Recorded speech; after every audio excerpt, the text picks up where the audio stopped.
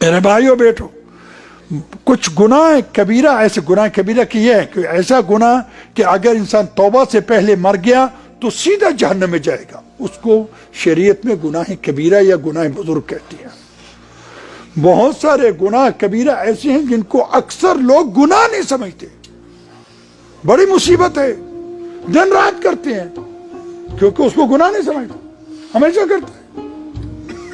ये बड़ी, फिर अगर उलमा से भी नहीं पूछते और गुनाह भी करते हैं तो कब पता चलेगा? जब इजराइल ने रूह कब्ज करनी शुरू कर दी, ओ फरिश्ते दिखाएंगे तुम ये गुनाह करते थे, ये गुनाह करते थे। अब तौबा ना, तौबा का दरवाजा बंद हो गया है।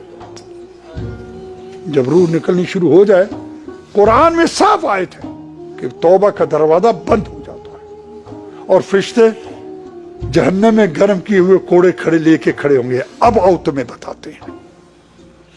मैं मोमिनीन मोमिनात को बाद उन गुनाहों की तरफ मुतवज्जे करना चाहता हूँ जिनको अक्सर लोग गुनाह नहीं समझते। मैं दोबारा पूछ रहा हूँ, वादा किया है ना नसीहत सुनने का, गुस्से में नहीं आएंगे ना इंशाअल्लाह।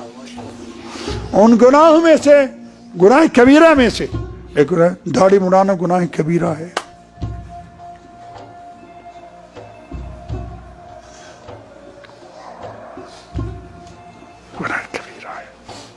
गुनाह कबीरा है, कबीरा है, कबीरा है।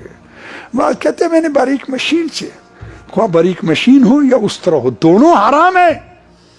दाढ़ी के इतने लंबे बाल होने चाहिए अब उनको कंघी कर सके, इससे थोड़ी काफी नहीं है। कोई 50 साल उम्र है गुनाह करते हुए, ये किसी के 60 साल उम्र है, किसी को अली के मानो वाले दाढ़ी मुड़ाते हैं, दाढ़ी मुड़ा के आते हैं और जरी को चूमते हैं और दाढ़ी मुड़ाए हुए रुखसारे को जरी पे रखते हैं। मैं मौला देखो दाढ़ी मुड़ा के आया हूं, न तेरा कहना माना है न तेरे नाने रसूल का माना है। चैलेंज है ना मौला को। बात छुपाने की कोशिश कर रहे हैं, मुझसे छुपा सकती हो, खुदा से नहीं छुपा सकते। मौला से वादा करो, मौला आइंदा दाढ़ी नहीं मुड़ाऊंगा, खत्म हो गया। हाँ, बशीर ने अपनी जेब से नहीं कहा है। एक जुमला दरमियान में कहता जाऊं, आप ख्याल ना करें दूसरे उलमा आपको ये नसीहतें क्यों नहीं करती हैं, वो अपनी कौमों को नसीहतें कर रहे हैं। मैं शिया बड़े सगीर के शियों का नौकर मैं हूं, मेरा फरीदा है आपको नसीहत करना, वो अपनी कौमों को नसीहत कर रहे हैं। अर्ज किया दाढ़ी मुड़ाना गुनाह कबीरा है। दूसरा उन गुनाह कबीरा में से माज़रत चाहता हूं, हम में से अक्सर लोग चचा की बेटी, मामू की बेटी, फूफी की बेटी, खाला की बेटी, उसका चेहरा भी देखते हैं, उसके बाल भी देखते हैं, उसके हाथ भी देखते हैं, उसकी गर्दन भी देखते हैं। खुदा तुम्हें हिदायत करे, ये क्या लगती है तेरी? कहते बहन है। बहन है? चचा मामू फूफी की बेटी से हम शादी करते हैं या नहीं? तो ये बहन ना हुई? ये क्या हो रहा है घरों में? अपने भाई की बीवी, छोटे भाई बड़े भाई जिसको हम भाभी कहते हैं, उससे खूब मजाक होता है, उसका मुंह देखते हैं, गला देखते हैं, सब कुछ देख, अरे बाल पाँव देखते हैं। क्या लगती है तेरी ये? बहन है। बहन है तो तेरे भाई ने उससे शादी कैसे की है? बहनों से शादी होती है? अस्तगफिरुल्लाह। अपनी बीवी की बहन जिसको हम साली कहते हैं, खूब मजाक होता है। जो ही निकाह हुआ तो साली से मजाक शुरू हो गया। क्या लगती है तेरी ये? कहते बहन है। बहन है तो उसकी बहन से शादी कैसे की है तुमने? झूठ बोलते हो, झूठे पे खुदा की लानत है कुरान में।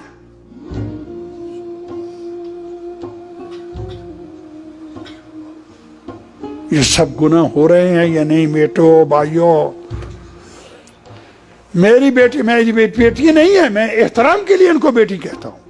नामहरम है मेरी बेटी वही है जिसको खुदा ने मेरी गोद में दिया है।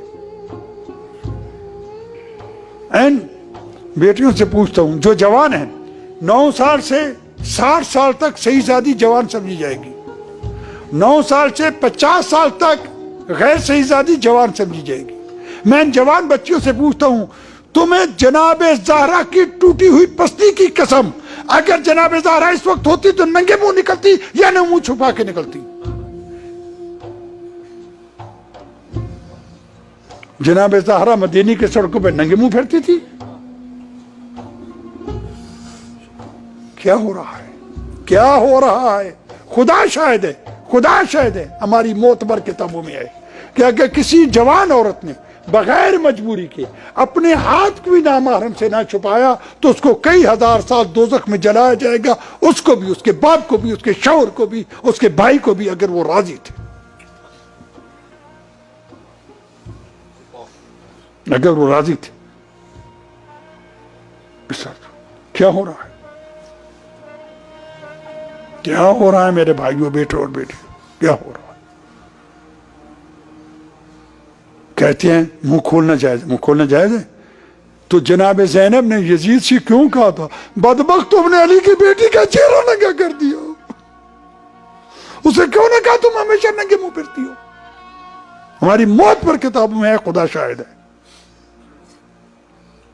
تم نے علی کی بیٹی کا چہرہ ننگا کر دیا، بدبخت، خدا شاہد ہے۔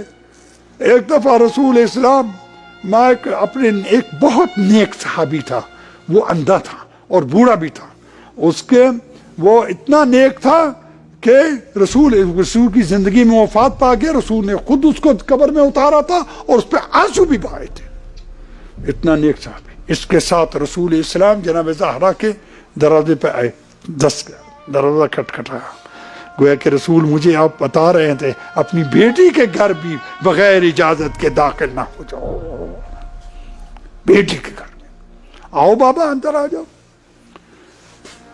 فرمایا رسول نے میرے ساتھ یہ اندھا صحابی ہے، جناب زہرا نے کہا نہ یہ اندر نہ آئے۔ جناب رسول نے جناب زہرا سے کہا مجھے اور آپ کو بتانے بیٹی وہ اندھا ہے۔ عرض کی بابا وہ اندھا ہے، میں اندھی نہیں ہوں، وہ اندھا ہے، میں اندھی نہیں ہوں۔ یہ تھی جناب زہرا۔